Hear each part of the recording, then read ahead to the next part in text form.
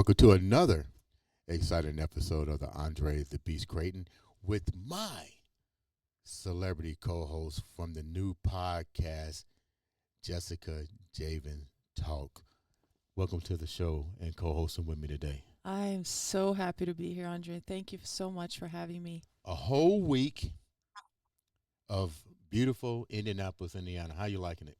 Oh my, I'm loving it. This is the first time I'm in Indiana, and I am amazed, and I can't wait to explore more because we've been busy here. Yeah, you've been busy doing the show. Tell me a little bit about the show and why a podcast. I know a lot of it is about transformation, but you know, one thing I do know that you shared with me, another reason that you wanted to do a show was you shared something with me I thought was profound. The weakest link. Explain that and how all that ties into your podcast about strength and development and transformation. Um, as humans, we are always changing and learning, and we were made to learn. So we should not put limits. I did put limits on myself. I did think that I had a limit, and then I found out that I didn't. So that was a complete transformation that I never fathomed. And that's what I want to do with the podcast. I want to empower people to understand that the power that they have inside of them is far greater than any situation, circumstances, or condition.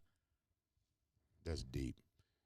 Premiering this spring, Yes, this spring. produced by the iambeast Network. Make sure you guys follow it, subscribe, and like. I can't wait. I know it's going to be an impact. I've seen the behind the scenes, so I know what's about to There you be go. in store.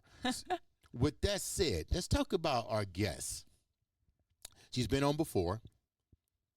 I love the title of her book, Fix the Freaking Marriage. I don't call it freaking marriage, but out of respect for the name of the book, I call it what it is.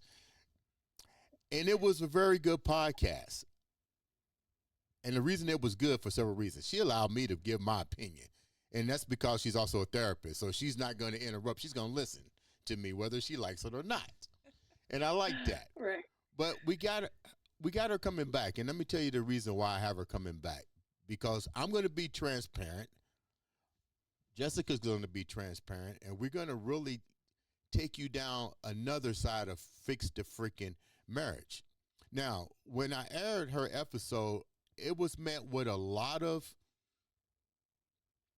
deep questions, concerns, and some people say you can't fix the freaking marriage. There's a lot of variables as it pertains to, because when you say fix the freaking marriage, you have to look at all the variables. And more importantly, man, I sound like a therapist. More importantly, do you have the skill set to fix the variables in order to fix the freaking marriage? Without further ado, I'd like to welcome the author herself of Fix the Freaking Marriage, Miss Jennifer Bellingrodt, to the show. Welcome, baby girl. How you doing? Good. Thank you for having me and having me back. It's very exciting. I'm super excited to delve into the other side of personality related to marriage today. So let's go. Let's do it.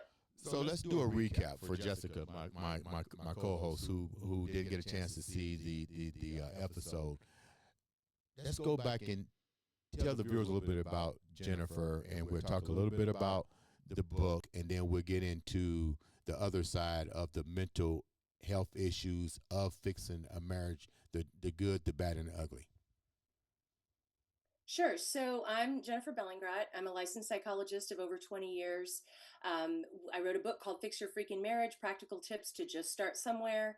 And that was in response to being married for over 20 years and everything that I've learned in the process that we talked about in our previous podcast. And then also working with couples for over 20 years and looking at what the challenges tend to be. And the main challenge, the main focus of the book is on immaturity. So getting from the marriage you have to the marriage of your dreams is only as wide as your immaturity. When any two people can get along. So when two people don't get along, it has to do with immaturity on one or both parts. And that the sources of that, the causes of that, the manifestations of that, it's a whole discussion unto itself, but it's all detailed in the book as we look at where that comes from and how to fix it. And then there are also some chapters, which I think is our path today, about challenging personalities in marriage and how that kind of shakes things up, if you will. Okay. With that said, I'm a recap a little bit and use your expertise here. you deal with couples, and that's a strong title. Let's get real. I know you've heard this. Fix the freaking marriage. That's part of who you are. Is your occupation. You want to fix things, but not all things can be fixed. So, what are the three things that you find as common grounds as it pertains to couple? Me and Jessica was talking about this yesterday. It's funny that you're on the show today because we was talking about this, and she brought to my attention communication. And I'm gonna let Jessica explain why she said communication is pretty much the foundation of a relationship. Yeah, I'm a believer that this is probably one of the biggest issues in the world in every different level of relationship and capacity, politics, whatever you want to go to. It's communication. So, with that said, what are the three things that you deal with most that that affects relationships and marriage? So I think the main thing is immaturity. So understanding why you behave the way you do, understanding your behavior, your strengths, your weaknesses. It's very difficult to change your personal narrative if you don't even understand how it was written in the first place. Mm. So having people individually come in to do the work of an extensive clinical intake interview process, learn their baggage, because we all have it, figure out why they respond to things the way they do, what are their triggers, where are these coming from. So I think overcoming that immaturity by getting a handle on where it comes from is crucial.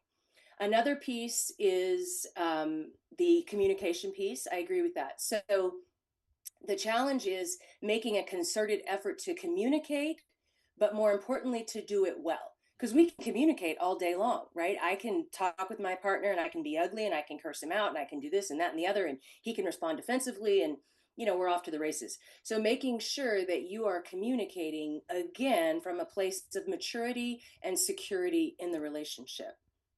The third piece I would say would be just constantly being mindful that your partner has good intentions. Mm. If you don't believe that your partner generally has good intentions and has your best interests at heart, that's problem number one. You got to fix that.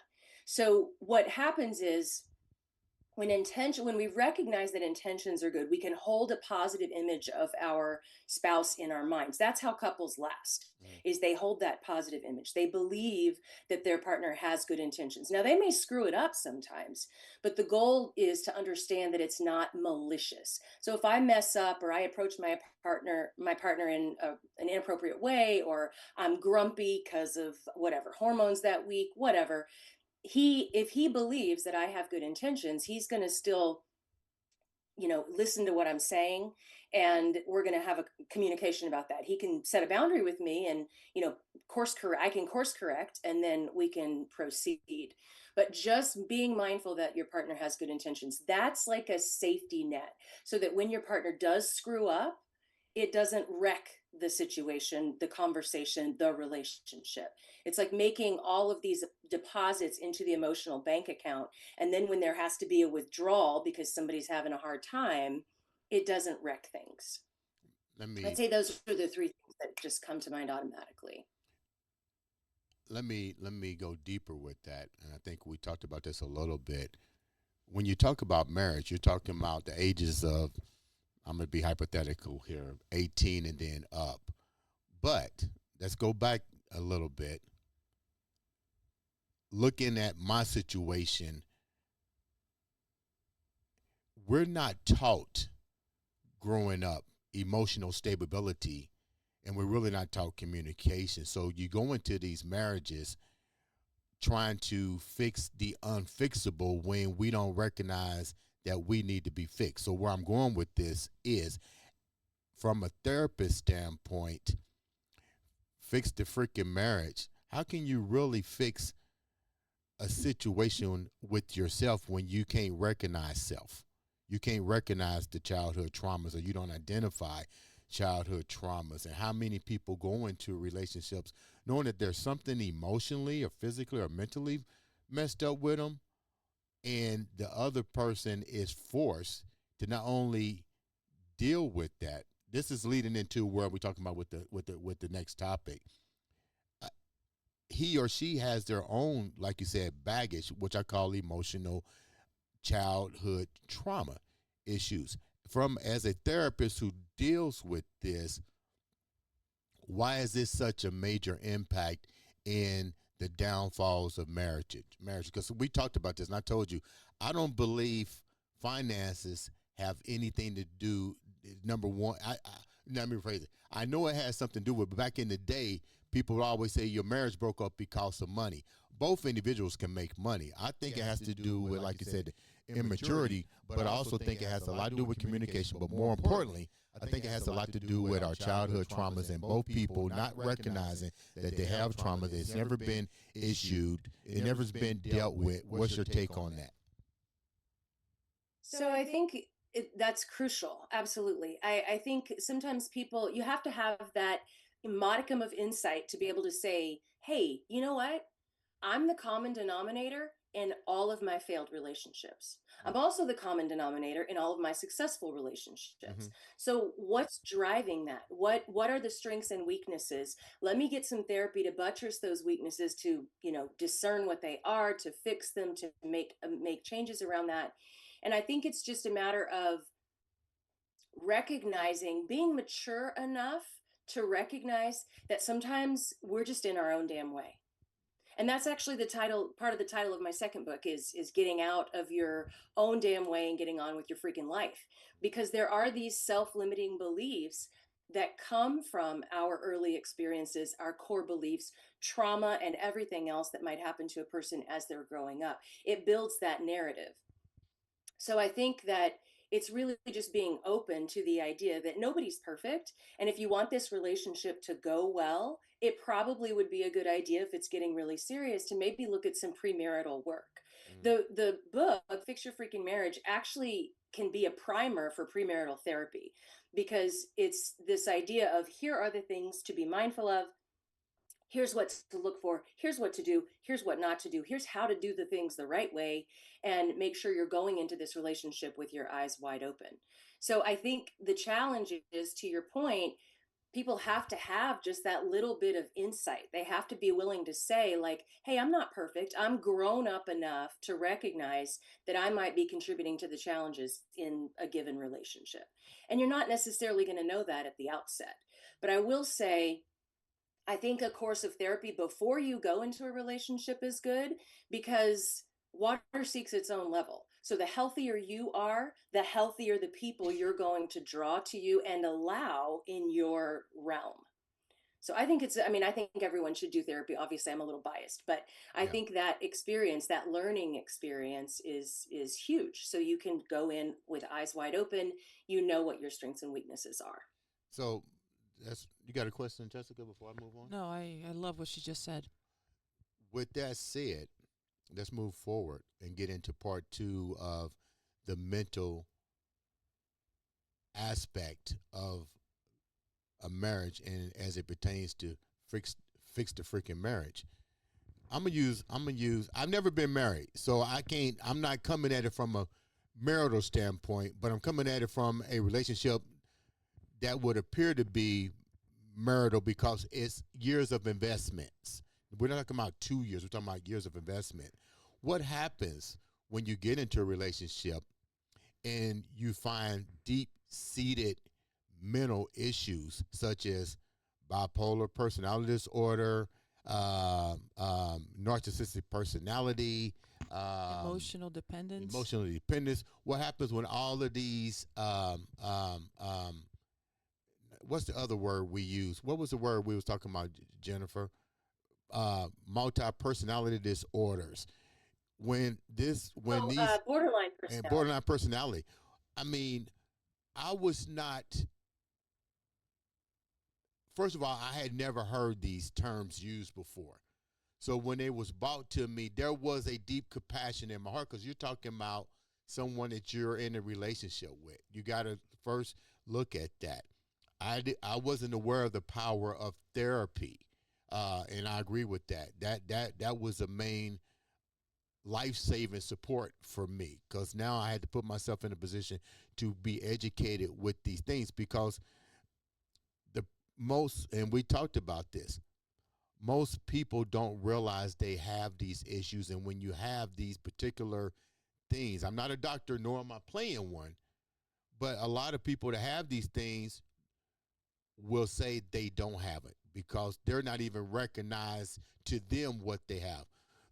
You're here to talk about that and its effect on relationships, and more importantly, how do you deal with it? And then I can share with you how I dealt with it, but you're the expert here. How does that affect the relationship moving forward as it pertains to fix the freaking marriage? So I think, our souls have a tendency to seek out um, what we think is going to complete us, what's going to make us whole. Not that we're not whole individually and we're, fine by ourselves, but we're looking for, that partnership. So what's going to give us that best partnership? Now, the problem is, if you don't have your issues squared away, you're going to be looking for a partner who helps you work out those issues. And the really big problem is this is not generally conscious. It's these subconscious processes that draw us to certain people. And that's why part of overcoming What do you that mean by that? Go and back a getting little a bit. healthy relationship.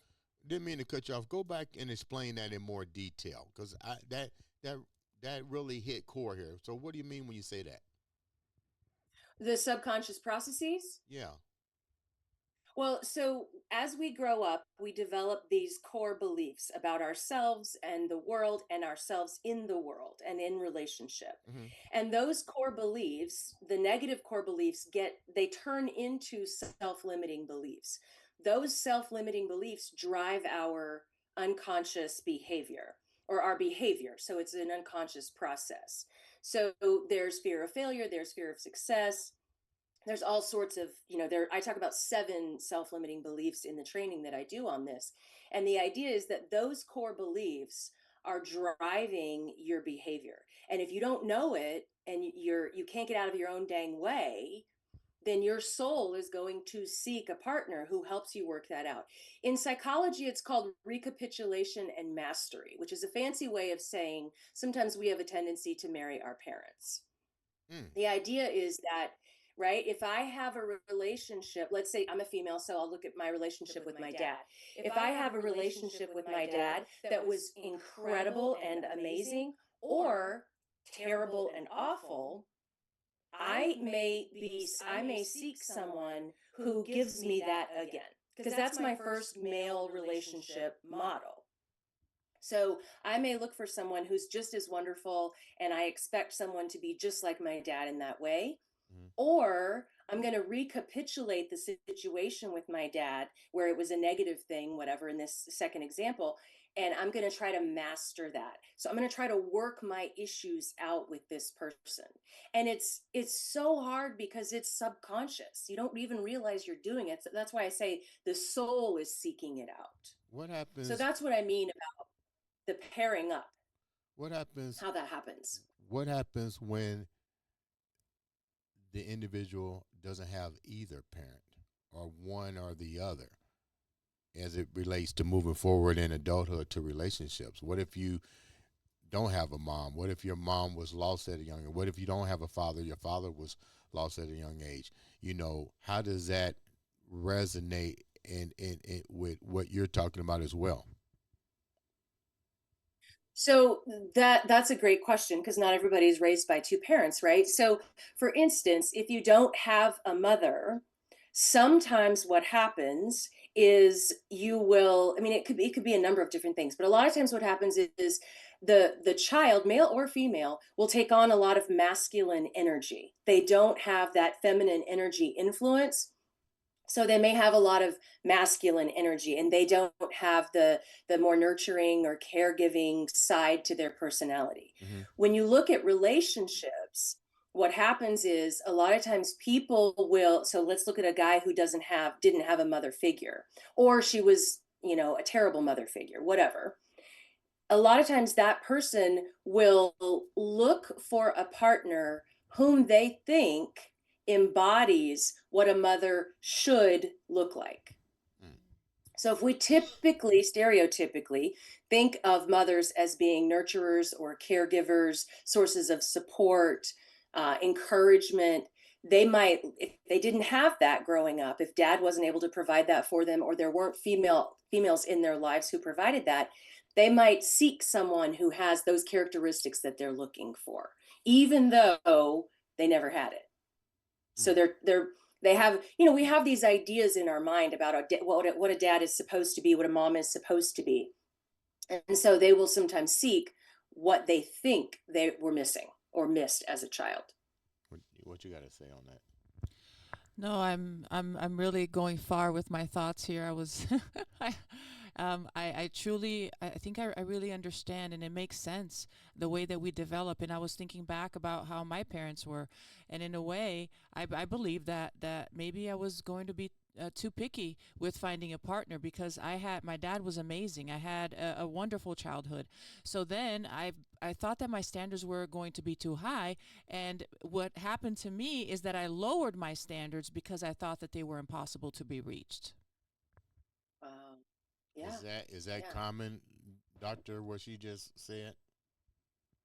I don't think it's uncommon. I don't know how common it is versus, someone pursuing someone who also has those high standards. But I think that's a really mature realization, I think, for being young and going into relationships, that, gosh, I had this really great male marital relationship role model, and maybe I shouldn't, aspire to that. Like having that awareness to say, this could cause some problems. And so maybe I should lower my standards. Not that it's a good thing, right? Because you should have high standards and you should be picky. But yeah, it can absolutely manifest that way. People think that, they have their parent on a pedestal, so they seek someone who's, less than or lower ranked, if you will, than that, because they think that's the best they can do, or they think that that's what they should aspire to because the role model was unrealistic. Let's So I talk. could definitely see that, yeah, happening. Let's talk about the effects of, like we said, the borderline personality disorders and all these mental aspects. Let's start with the borderline personality disorder and its effect and as it relates to relationship. What's your take on that, and how widespread is that? Because now I'm starting to hear that word like crazy as it relates to relationships. What's your take on that? And is there a way to fix the freaking marriage if that's in your marriage? Yeah, so to answer that question first, there is a way to fix it. I mean, I've been treating borderline personality disorder, BPD, for over 20 years. And, it's said that there's no cure for it, but I've seen people come as close to a cure as possible without calling it that technically. So it is possible. The trick is the awareness. And let me give a little bit of information about BPD for people who aren't necessarily familiar with that. So there are a number of different personality disorders. They fall into different clusters. Borderline personality disorder is the kind of personality disorder that someone develops out of largely out of trauma, but there are some other reasons, genetics and brain chemistry and things like that, that can drive it. Most people with BPD develop it as a function of trauma that they've been through, particularly when they were younger. Mm. And so what happens is, with that trauma, especially sexual trauma, is, very detrimental, obviously. They become confused about where they end and the next person begins. So the issue becomes one of boundaries, and the primary coaching and therapy for BPD is around boundaries and understanding the differentiation between the people. So people with BPD are going to struggle with emotional lability, so controlling their emotions. They react to things versus respond. They struggle with mindfulness, which is one of the first things that we do in treating it. So they're very emotionally reactive. They're easily triggered. They're easily defensive because of what happened to them and the core beliefs that came out of that. So they struggle with emotional reactivity. They a lot of times struggle with abandonment issues, a strong fear of abandonment or rejection or neglect. They struggle with understanding that what we call emotional permanence. So, meaning that you can be in a relationship with someone, and just because they're not constantly feeding you some sort of validation or presence or whatever, it doesn't mean they don't love you. So that kind of links up with the abandonment stuff. But the main thing is emotional reactivity. Now, that's not like something big happens in your life and it's traumatic and you have a big reaction, Mm-hmm. right? Trauma is going to get a big reaction out of most of us. This is a consistent pattern of responding, reacting in a way that's detrimental to your emotional functioning and your relationships with other people. You saying So this that's is the gist of it. you saying that is treatable? Highly treatable. Yeah, I do it every day. Let's move. Highly treatable. That's okay. Let me stick with that part first. If you're dealing with fix the freaking marriage, and your partner has um, bipolar personality disorder, how do you teach the spouse or the female, if it's a male, how to deal with that? And the reason why I'm saying that, because, like I said, I dealt with that. And one thing that my therapist taught me was, I said, don't give me a lot of food because I'm not going to digest it. Tell me first, what do I need to do?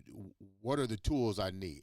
I had to understand what abandonment issues were and how to deal with those, how to address it, how to deal with validation, all these different things that you're talking about. But here's where I'm going with that. That was a lot of stuff on my plate. And I didn't know if I was emotional. Now, I got to deal with my own shit too. You know, as a therapist, I have my own shit. So I had to ask myself, am I capable to deal with that shit? Does that make any sense? Oh, it's making sense because I'm thinking now, me in my 30s, you know, with my husband, and we're starting like as more mature adults, try to find ourselves, try to, you know, understand where we're coming from, our traumas, and dealing with that as an adult now that we didn't realize before because we were too young, and we have 4 children, and now we have to help them. So it's a lot. So how do you do that, and what do you recommend? Because your book is Fix the Freaking Marriage. You're coming out with another part, but the bottom line is, how do you convince the other person to take that responsibility and that load? Because this is, I hate to say it, you got to go to school to learn this shit. Mhm. So let me first make a distinction between bipolar disorder and borderline personality disorder. I won't get into the weeds with it too much, but they're two very different things. So bipolar disorder is not a personality disorder, it's a mood disorder. Mm-hmm. So it means that your mood is dysregulated. Sometimes you're up and sometimes you're down. Mm-hmm. Now, what's tricky is with BPD, borderline personality disorder, there are also ups and downs. Those ups and downs in a personality disorder can happen very quickly. So it can be within minutes, within seconds, Right. within hours, within a day. With bipolar disorder, you're looking at periods of days, weeks, or even months of someone being in a particular mood state. So that's the difference. And I've done some videos and stuff on that because it's a common misconception. Well, again, what's tricky is that both of them involve ups and downs with emotions. So when it comes to BPD, the personality disorder, the best thing for the partner to do is to get their own treatment and to get really well versed in setting boundaries. Mm. So working to build emotional permanence and helping your partner to understand, look, just because I'm not in front of you doesn't mean I don't care about you. I don't love you. I'm not thinking about you. I'm not looking forward to seeing you. You get to set those boundaries. For example, if your partner with BPD is blowing up your phone while Mm-hmm. you're at work, you're trying to do your job, you're trying to pay your bills, you get to set boundaries in the face of that. And that's going to help them build that emotional permanence. So boundaries, boundaries, boundaries. That's what I would be coaching the partner on largely. That'd be the first thing. What if they are diagnosed with both of them? So that I call happens. that a double I don't know. shotgun. I call that a double shotgun. Right. I don't know the exact data on how frequently that occurs, Hmm. but it does occur. I have a couple of patients right now who are diagnosed with both. So it is a double whammy. I mean, it's challenging because you've got two conditions that are driving emotions to go up and down. So for the bipolar disorder piece, that mood disorder piece, Yeah. there are a lot of things that you can do. There are therapies that can be done.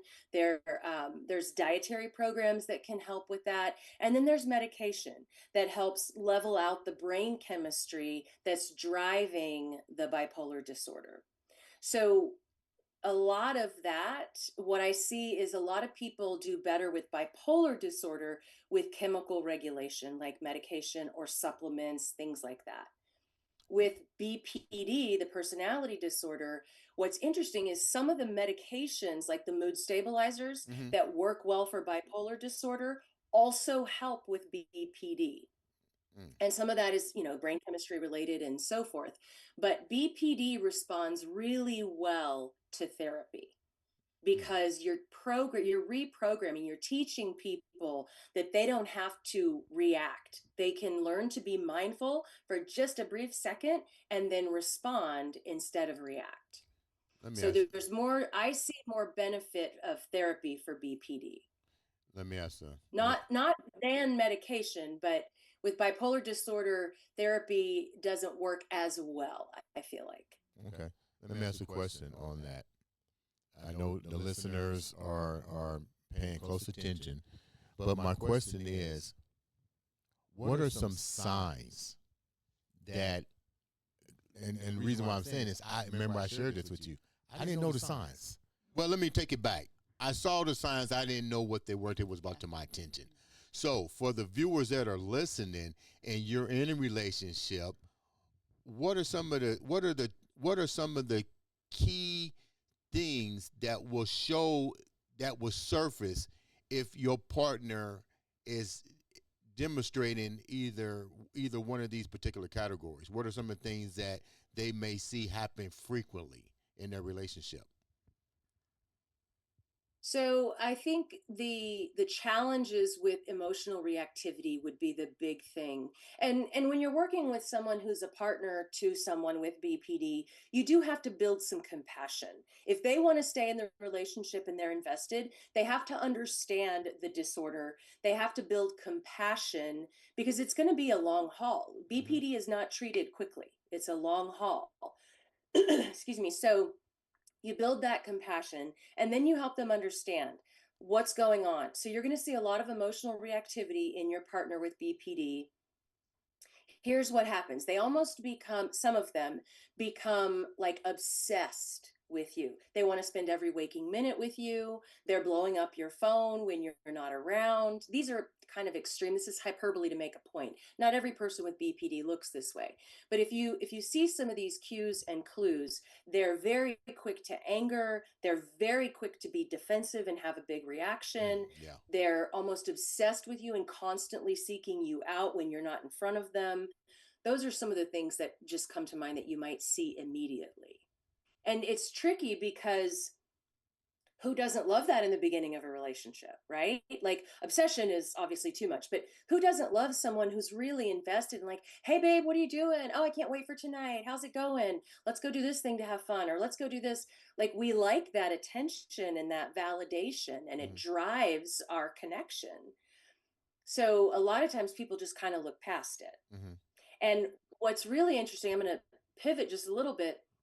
What's really interesting is a lot of people with BPD will end up with partners who have NPD, narcissistic personality Hold disorder. that, because we was getting And ready. That's where we're going to shift to next. okay, I'm okay, way ahead of you, baby girl.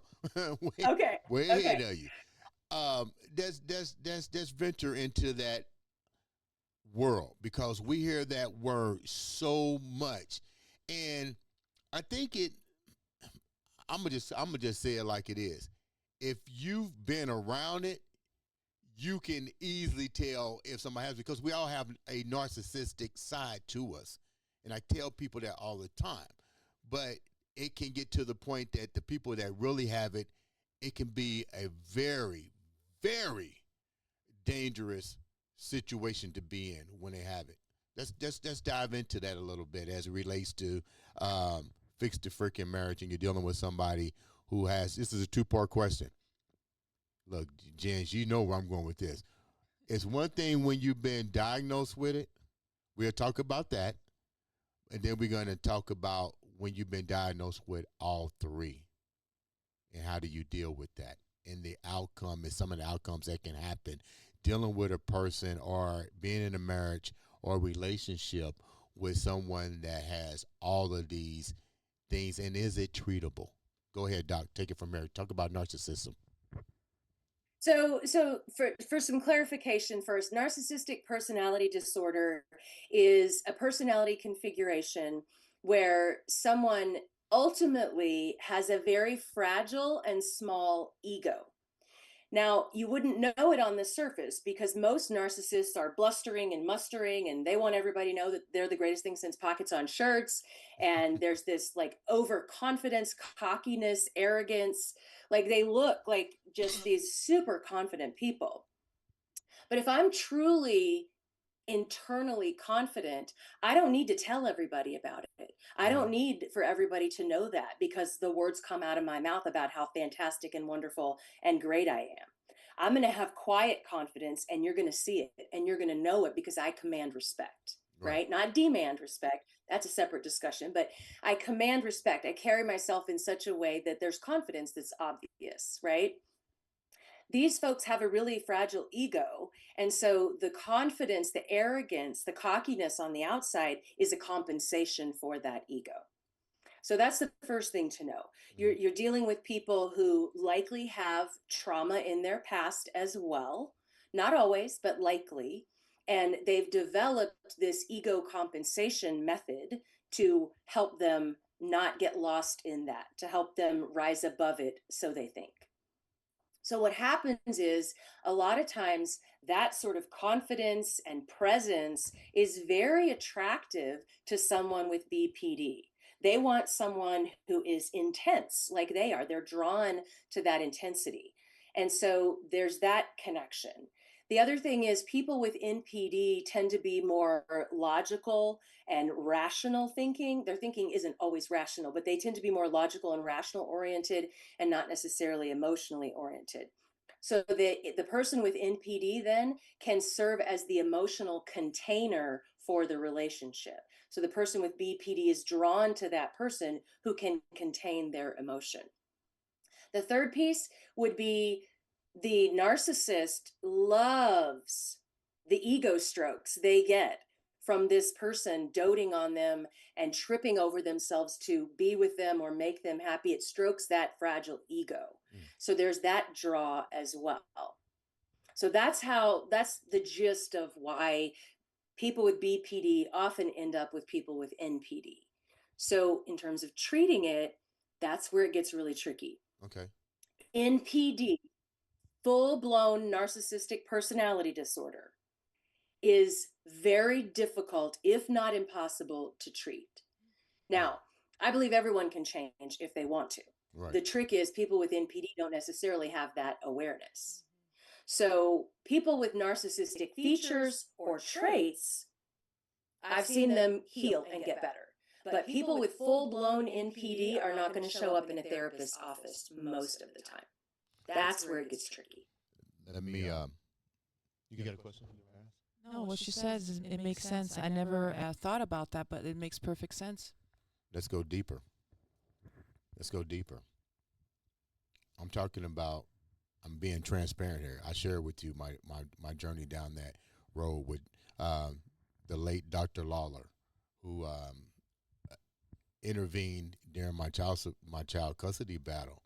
And we did a PPI, which I'll let you talk about a PPI.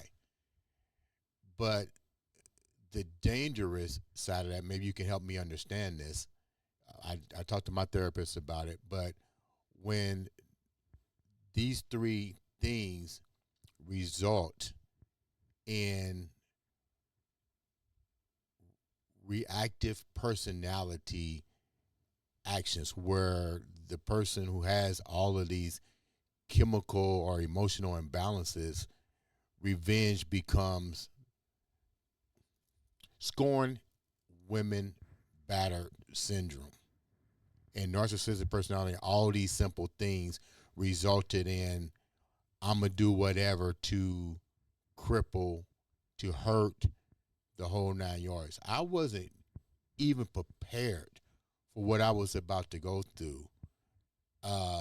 And it, it, it, it, it emotionally drained me mentally, physically. I saw the effect that it did on my child, but I was talking to Jessica about this, and you can share some light on this. It was really saddened because when you're diagnosed with these things and you don't realize you have them, you don't give a fuck who you hurt along that pathway to prove a point that you created in your mind. That when I walked away from the relationship, the narcissistic side was, I would get you back. I would get you back in my life at whatever cost.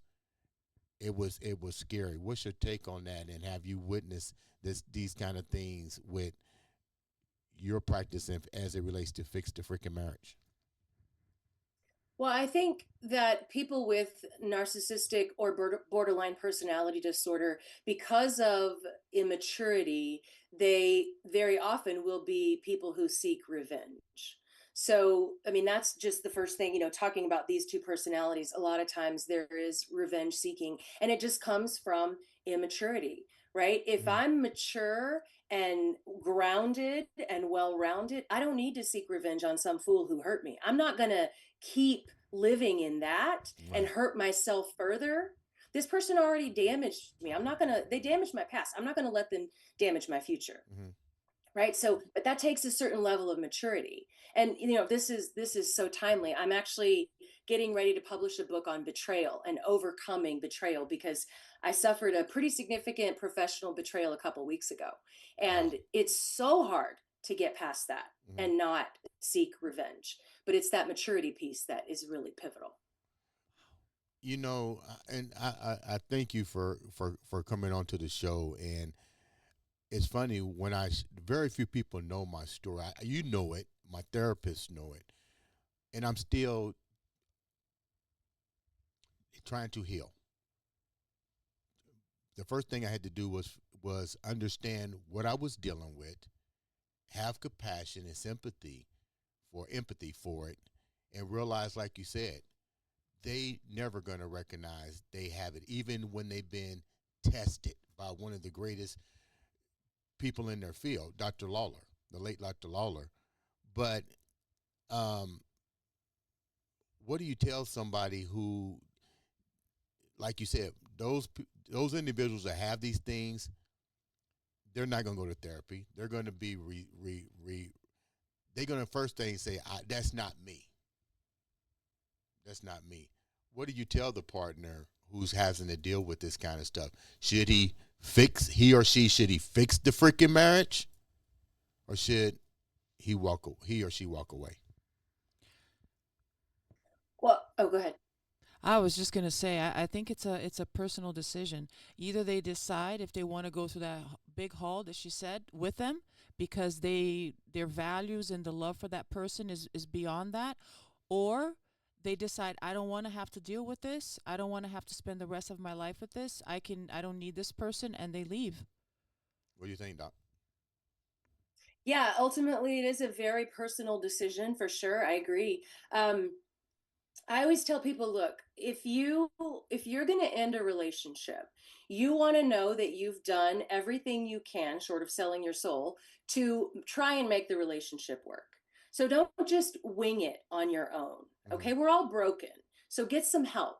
Get some, dig into some intensive therapy, preferably therapy that has a psychodynamic approach, which means we're digging into the past and pulling up all of that junk, helping you get through that, compartmentalize it differently so it doesn't drive your thinking. And then your partner does the same thing, and then you do marital therapy as well. Now, some people will try a therapist and they don't like them. One or both of the partners don't like them, and then they're like, "Well, we tried. That's it." I've No, heard that's that not really so trying. many times. I've seen and heard that many times. And that's the tricky part because it takes time for you to sometimes, I saw situations where you found the right therapist for you right there the first time, but it's not the common thing. And when you don't have that, then you don't want to start all over again with somebody else. Oh no, I have to start from scratch because they don't know me yet. They don't know. So people end up giving up, or they do part of it and then they stop because, in their own understanding of it, limited thinking, they just decide to say, "Oh, it's enough. I don't need to do this anymore. I learned this, and that's good enough," and they go with that.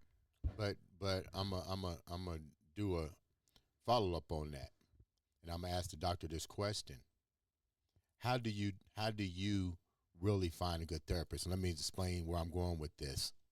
You're right. The first therapist I went to when I was in that relationship clearly said, "Walk away." But I agree with what you said. I'm trying to invest in the relationship. I go to the next therapist. He was great. Dr. Ross Santa Maria, I shared his name before, great therapist. Um, but what I learned from that therapy session was who I was dealing with, blah, blah, blah. We would do individual, then we would do couples. He would do his notes. Then I met Steve Cooper, who transformed my way of thinking by understanding trauma that everybody goes to. And I say, okay, I should have the option to learn if I want to I would be like, I'm not validating somebody every day. He was like, Dre, this is their trauma. This is what you have to do to help them. You got to put yourself in their shoes, so to speak. So with that said, I think a lot of people, to go back to what you said, go through a lot of different therapists because they want the therapist to agree with everything he or she is saying. My viewpoint was I don't want a therapist to agree with what I'm saying. I want to know that you understand where I'm coming from and not agree. How does a person really navigate into finding the appropriate therapist for he or she as a couple or individual? So that's a challenging question because different people are looking for different things. Like you said, like some people want someone who's going to agree with them. The the more mature people don't want someone who's going to agree with them. I mean, if they're right, yes, but if there are things they need to work on, they want somebody to call that out. Right. So I think just going into therapy and the search for a therapist with that awareness that the first therapist may not be your person, or the second or the third. I mean, I've got people who landed on me. I was number 7, 8, 9, 5. They, and God bless them, they just kept trying, and then Right. we get somewhere. But I think it's a couple of things come to mind. So it's kind of something that you can sense when you're in the room with someone or virtually with someone, when you're meeting with someone. Um, is do you feel like they understand you? Do you feel, first of all, do you feel like they're listening? Right. I guess even before that, do you feel like they know what they're talking about? Did you vet them? Did you go on their website? Did you listen to their podcast? Did you, look at their book or look at their whatever? Follow their social media. What are they doing on TikTok, Instagram, whatever? You got to really vet them. And there's so many ways to do that right now. I mean, I'm out there in so many ways. Yeah. There's no reason you can't vet me thoroughly, And right? it's Look at so my funny you reviews said that. online, whatever. It's so funny you said that. Not to cut you off, but to stay on track with what you're saying. I interviewed my therapist. I interviewed him. Absolutely. Yeah, I interviewed him. I asked him questions. I wanted to know. He didn't have to tell me everything about him, but I wanted to know that he knew what I was about to go through. What was, are you married? I asked him questions because I believe in order to get mentally healthy, you also got to make sure that the person, like you said, that you're dealing with, doctors, therapists, whatever, can relate to you, that they at least walk the path that you walk. You can't relate to me if you've never been around my environment. You can't relate to me if you don't know nothing I went through. So I agree. I was just saying I agree with everything you were saying. Yeah, yeah. So definitely vet the person going in. And then once you get there, assuming you've done a good job at vetting them and you've seen them, talk about many things before and you kind of have a feel for what they do, if you're drawn to them, get your session scheduled. And then I always tell people, give it 3 sessions at a minimum, because 3 is a pattern. So give it 3 sessions with that person to see if you're going to connect. You also want to make sure that you're getting somewhere.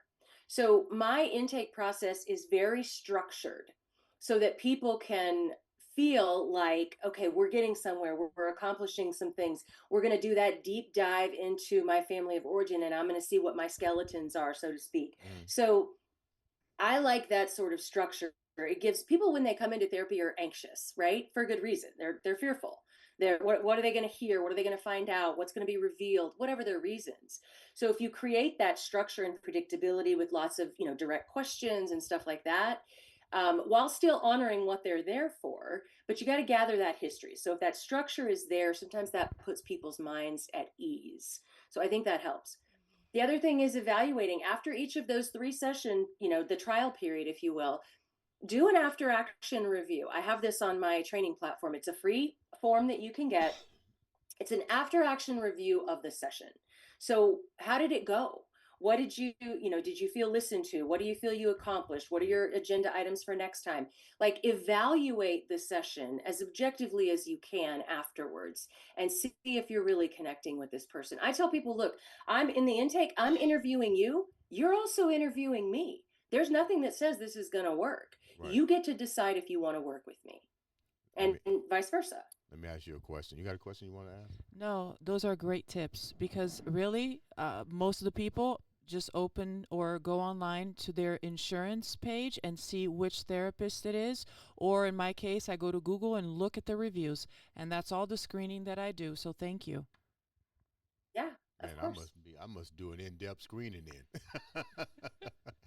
So my last question before we get ready to wrap up. I wish I knew this a long time ago. And I kind of like agree with my thought on this process. I think everyone should have to take a PPI prior to getting married, not relationship wise, but a PPI before you get married. Could you explain? You know what a PPI is? Can you go a little bit deeper into a PPI, what it is, and more importantly, how do you think that will relate before you actually get into the marriage, so you don't have to worry about fixing the freaking marriage? Yeah. So you said PPI. Are you talking about the MMPI, the big personality in Yeah, the big personality the test? 5 hour, 3 to 5 hour questionnaire. Yeah, it's the MMPI, Minnesota Multiphasic Personality Inventory, That's and I it. think we're on the second edition of that. Yeah, Yeah, it's 567 yes or no questions. correct. It's a really informative test.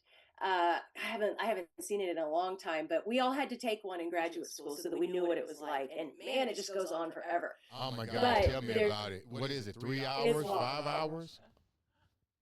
But Wow. there are others. There's the PAI, the Personality Assessment Inventory, much shorter, gives you a lot of good information too. So, yeah, if you're willing to go through a personality inventory like that, man, it is so informative because this is not someone's opinion. This test, the MMPI especially, I mean, we're talking thousands and thousands, maybe even millions probably at this point of people have gone through that test and are part of the data that drives the interpretation of the test. So it's incredibly informative. It's not something you can find online. You're going to have to pay for it through a provider, um, Yeah, but it's it was pretty hugely expensive. informative. Yeah. Yeah. Wow. What's your take on that though? My question is, I I I've taken it. I was truly blown away. I mean, but I was more blown away. This gonna trip you out. I should share this with you. I was more blown away with the person that was diagnosed with all those things was trying to beat the test, and it showed it. They Yes. was trying to beat the test, and I was like, "Get the hell out of here!" And I was like, and it's so. Let's go back to the question. Do you think it should be Yeah. implemented in a premarital situation? That way you can at least Know what you're walking know into. what you're walking into. Well, I told you last time, I believe that there should be an evaluation and premarital process that has to occur before a marriage license is given. Mm-hmm. And there will be people who try to get around that. They'll do a civil ceremony or whatever these other things are called, commitment ceremony, whatever. But I think that you should go into relationships with your eyes wide open. And Mm-hmm. so knowing where your partner is coming from, whether that's they're willing to do some, psychological testing or just the premarital counseling, absolutely. I would love for it to be a requirement. I don't know that it ever will be, but I would love for that to be a requirement. Yeah, Absolutely. Yeah, yeah. just investing in your relationship and your future and your happiness, the rest of your life possibly. Mm, I strongly Well, agree. yeah, I mean these test batteries can be really expensive, but you know what? Divorce is a whole lot more expensive. Oh yeah. So investing, yes, is a great idea. That was the greatest amount of. I had to. I took it once, and I was when I talked to Dr. Lawler about it, I was blown away. I was like, why didn't I know about this when I went to school, for exercise science? Why didn't I know this? But it was so detailed, even though the questions was redundant over and over again. I was like, wow, but it clearly told me who I was. I mean, it was spot on spot. And I was like, wow, this should be implemented in every facet of a relationship. Because had I known what I was dealing with, I might have, like you said, give me a choice. It's not saying to walk away from the relationship, No. but now maybe you can give me the tools to deal with it, and can it be dealt with? Yeah. It's just empowerment. That Yeah, making sense? exactly. So before we wrap up, Doc, I want to once again say thank you for taking the time to come on and once again give us the second part of Fix the Freaking Marriage. But tell the viewers what you got going on now. What's in store for you next? So I've got a lot of irons in the fire right now that have mostly happened since you and I talked. So the big thing is the second book about getting on with your freaking life. That's kind of rolling in the background, and I work on that when I can. I just published a book called "You're Not Crazy: The Perimenopause Survival Guide" because that's my season. So that just went live. It's an ebook, and I'm waiting for audiobook approval. So that's out there on Amazon. And then the Betrayal book I'm editing this week, hoping to get the pre-sales going on that soon. I've been more active on the podcast, so I'm posting every week there, The Psych with a Mic. You can find me on Instagram under the same handle, The Psych with a Mic. I love it. I'm on TikTok, it's Shrink Think with Dr. Jen, and then on Facebook under my name. But yeah, a lot of things in the works, working with my marketing team to get some more things out there. It's fun, it's exciting. And I believe you can ready to do some work with the iambeast Network. We'll keep that under wraps later. You got a lot of things going Okay. on. Okay. you got a lot of things going on. I want to thank my celebrity co-host Jessica for coming onto the show and promoting her new podcast. Tell us a little bit about your podcast once again before we wrap up. Sure. It's a podcast that helps you transform your life inside out into a life you truly love, like I'm loving life right now. And what's the name of the podcast? Jessica Javins Talk. Doc, before we wrap up, we've already shared how the viewers can reach out to you. Give us that information one more time. So Jennifer Bellingrodt on Facebook, The Psych with a Mic is my Instagram and my podcast, or Shrink Think with Dr. Jen is where I'm on TikTok. That's where the most activity occurs, is on TikTok, actually. Thank you so much for taking the time out to come on the show and educate us. Oh, my pleasure. Love it. Want you to come back anytime you want to. Ladies and gentlemen, this has been another exciting episode of the Andre The Beast Beast Crayton Crayton Show.